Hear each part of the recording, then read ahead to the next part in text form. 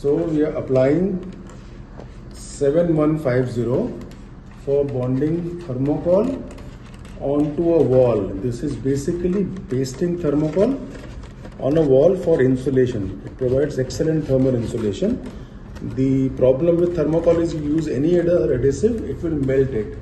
But our product 7150 will not melt the surface.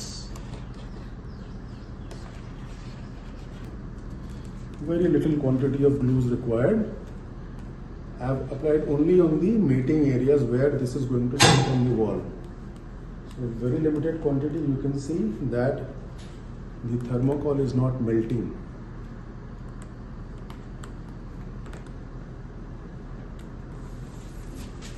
Okay, 7150.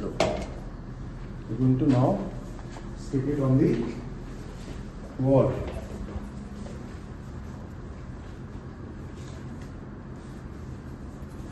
So simply hold it like this for a little while and it will bond.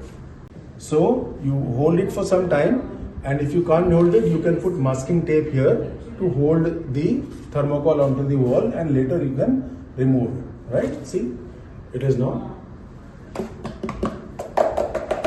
It will gain its strength in about, say, maximum half an hour to 1 hour. I mean, it will